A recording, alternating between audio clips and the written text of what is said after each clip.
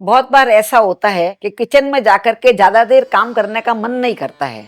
ऐसे में मैं मेरे घर में सिर्फ 10 मिनट में एक बहुत ही चटपटी और मसालेदार ऐसी सब्जी बनाकर तैयार करती हूँ जिसका कॉम्बिनेशन रोटी, पूड़ी, पराठा, चावल सभी के साथ में बहुत अच्छा लगता है।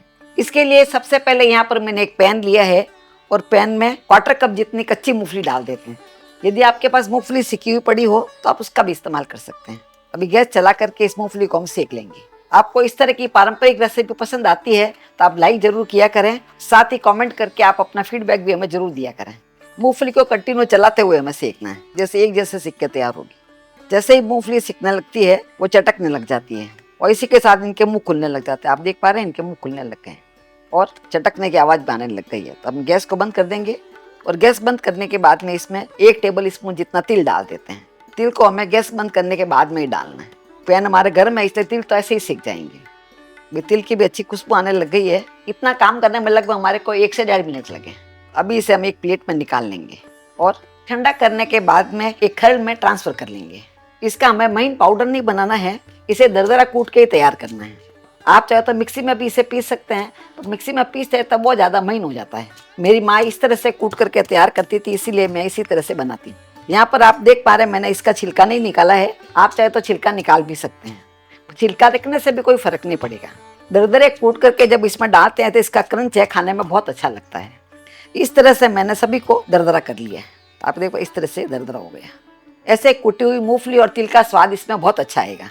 अब मैं आपको बता देती हूँ, यहाँ पर मैंने तिल और मूंगफली दोनों ली है। यदि आपके पास तिल नहीं है तो स्किप भी कर सकते हैं, उसकी जगह पे खाली मूंगफली से बना सकते हैं और आप चाहे तो खाली तिल से भी बना सकते हैं। अभी इसे हम साइड में रख देते हैं। और यहाँ पर मैंने एक शिमला मिर्ची ली है जो वजन में लगभग देखे तो 150 ग्राम है। अभी शिमला मिर्ची को काट लेते हैं, तो इसको इस तरह से बीच में से काट लेंगे और इसके जो बीज है वो निकाल लेंगे। आज की रेसिपी के लिए देखिए इस शिमला मिर्ची को हमें लंबा लंबा काटना है, बहुत पतला भी नहीं काटना है और बहुत मोटा भी नहीं काटना है। ज़्यादा पतला काटेंगे तो सब्जी में गल जाएगी। शिमला मिर्ची गलनी नहीं चाहिए। हम शिमला मिर्ची की जो भी रेसिपी बनाते हैं उसमें शिमला मिर्ची के क्रंच को मेंटेन रखते हैं, इससे खाने में ज़्यादा स्वादिष्ट लगती है। इसलिए आज की रेसिपी में हमें इसे बड़ा बड़ा ही काट करके तैयार करना है। ये सब्जी मैं 3 लोगों के लिए बना रही हूँ। आपको ज़्यादा बनाना है तो इसका रेशियो आप बढ़ा सकते हैं। इस तरह से मैं लंबा लंबा ही काट के तैयार करना है। अभी इसे एक बाउल के अंदर ट्रांसफ़र कर लेते हैं, इसे साइड में रख देते हैं। इसी के साथ यहाँ पर मैंने 4 प्याज लिए हैं। ये छोटे साइज के प्याज हैं। यदि बड़े साइज का प्याज होते हैं तो आप 2 ले सकते हैं। छोटे साइज के प्याज है इसलिए मैंने 4 लिए हैं। इस प्याज को भी हमें कैसे काटना मैं आपको बता देता हूँ। प्याज का वाइट वाला पार्ट निकाल लेना है, इसे हमें लंबा लंबा ही काट के तैयार करना है। तो शिमला मिर्ची को हमने लंबा काटा है इसलिए इसका भी लंबा लंबा कटा हुआ लुक अच्छा आएगा। सब्जी बनने में ज़्यादा समय नहीं लगता है और प्याज और शिमला मिर्ची ऐसी जो सभी के घर में आराम से मिल जाती है। यदि आपके पास शिमला मिर्ची नहीं है तो इसकी जगह पर आप फीकी मिर्ची भी ले सकते हैं। और प्याज नहीं खाते हैं तो इसकी जगह पर आप पत्ता गोभी को भी लंबा लंबा काट के ले लें, उसका भी स्वाद इसमें बहुत अच्छा लगता है। अब इन दोनों सब्जियों को हम एक प्लेट के अंदर ट्रांसफ़र कर लेंगे। आप जब देखेंगे कि रेसिपी बनाना इतना आसान है तो देखते ही आपको बनाने का मन करेगा। इसको बनाने में कोई तरह का झंझट नहीं होगा। अभी जो मूंगफली और तिल को हमने कूट के रखा था वो इसमें डाल देते हैं, वो पूरा इसमें डाल देना है। इसी के साथ इसमें कुछ मसाले डाल देते हैं। इसमें 1 छोटा चम्मच जितना नमक डाल देते हैं। तो नमक आप अपने स्वाद के अनुसार कम ज़्यादा ले सकते हैं। और आधा छोटा चम्मच जितना हल्दी पाउडर डाल देते हैं और 1 छोटा चम्मच जितना धनिया का पाउडर डाल देते हैं और 1 छोटा चम्मच जितना ही कश्मीरी लाल मिर्ची डाल देते हैं। तो मिर्ची भी आप अपने तीखेपन के हिसाब से कम ज़्यादा ले सकते हैं। अभी यहाँ पर मैंने आधा छोटा चम्मच जितना अमचूर पाउडर लिया है, ये इसमें डाल देते हैं और सबको अच्छे से मिक्स कर लेते हैं। मैं यहाँ पर अमचूर पाउडर का इस्तेमाल कर रही हूँ। आप चाहे तो इसकी जगह पर चाट मसाला भी डाल सकते हैं। यदि आप चाट मसाला डालते हैं तो नमक थोड़ा कम डालें, क्योंकि चाट मसाले के अंदर नमक होता है। अभी इसे हम इस तरह से मिक्स करके रख देंगे जिससे प्याज और शिमला मिर्ची में से थोड़ा पानी छूट जाएगा, जिससे खाने में ये और भी ज़्यादा स्वादिष्ट लगेंगे। अभी इसे हम साइड में रख देते हैं। अभी यहाँ पर मैंने एक पैन लिया है और पैन में लगभग 2 टेबल स्पून जितना तेल डाल देते हैं। आप चाहे तो घी भी डाल सकते हैं और गैस को चालू कर देते हैं। अभी तेल हमारे गर्म हो गया है। तेल गर्म होने के बाद में इसमें आधा छोटा चम्मच जितना जीरा डाल देते हैं और आधा छोटा चम्मच जितना ही सौंफ डाल देते हैं। सौंफ का फ्लेवर भी इसमें बहुत अच्छा आएगा। सौंफ और जीरा हमारा अच्छे से पक गया है तो यहाँ पर मैंने 4-5 कलियां लहसुन की ली, जिसको पतला पतला काट लिया है, भी ये इसमें डाल देते हैं। आप लहसुन नहीं खाते हैं तो स्किप कर सकते हैं।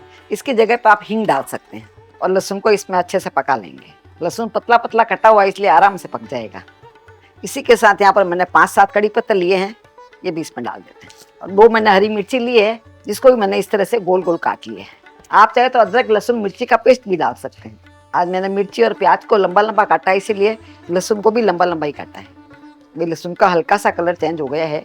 यहाँ पर मैंने 1 इंच अदरक का टुकड़ा लिया है, इसको भी मैंने इस तरह से लंबा लंबा ही काटा है। ये सब बेसिक चीज़ें जो कि हमारे घर में आराम से मिल जाती है। ये सभी चीज़ें अच्छे से पक गई है, इस तरह से पक जाती है। उसके बाद में जो हमने शिमला मिर्ची और प्याज को मसालों के साथ मिक्स करके रखा था वो पूरा इसमें डाल देती हूँ। यहाँ मैं आपको याद दिला देती हूँ, आपको हमारी रेसिपी पसंद आती है, आप हमारे चैनल को सब्सक्राइब करके बेल आइकन जरूर दबा दें, जिससे जब भी हमारा नया वीडियो आएगा आपके फ़ोन में घंटी बज जाएगी। और यदि आप फेसबुक पर देख रहे हैं तो आप हमारे पेज को फॉलो कर सकते हैं। कुल मिला के इस रेसिपी को अभी तक बनाने में हमारे को 5 से 7 मिनट लगे। ये रेसिपी फटाफट बन के तैयार होती है। बहुत बार ऐसा होता है किचन में जाके काम करने का मन नहीं करता है, उस समय आप बैठे बैठे ये सब्जियाँ इस तरह से काट ले और फटाफट ये सब्जी बनाकर तैयार कर सकते हैं।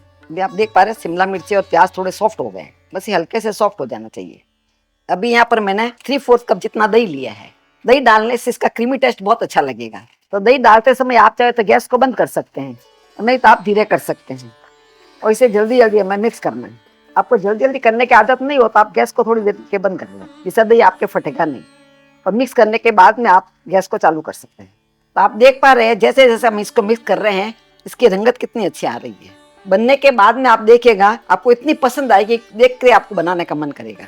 इस तरह से मिक्स करने के बाद में अभी इसके ऊपर हम ढक्कन लगा देंगे और आँच को हम धीरे कर लेंगे। धीरे धीरे आँच में इसे 2 से 3 मिनट तक और पका लेंगे। अभी इसे पकाते हुए लगभग 3 से 4 मिनट हो गए हैं। इसे खोल के देख लेते हैं। 3 से 4 मिनट में देखिए धीरे धीरे बहुत ही अच्छा पक गया है और दही के अंदर भी जो घी होता है वो भी छूट जाता है। अभी इसको हम मिक्स कर लेंगे और मिक्स करने के बाद में इसके ऊपर हम थोड़ा सा हरा धनिया डाल देते हैं। तो आप देख पा रहे हैं सिर्फ 10 मिनट में हमारे बहुत ही स्वादिष्ट और क्रीमी सब्जी बनकर तैयार हो गई है। यदि आपको इसको चावल के साथ में खाना है तो थोड़ी सी ग्रेवी आप इसकी और बढ़ा सकते हैं। रोटी के साथ खाने के लिए एकदम परफेक्ट रहेगा।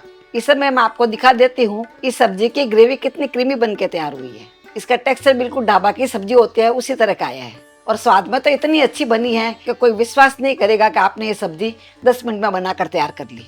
तो हम भी जाके इस सब्जी को रोटी के साथ में सर्व करते हैं। आपसे मिलेंगे फिर ऐसे ही दूसरे वीडियो में। तब तक के लिए बाय एंड टेक केयर।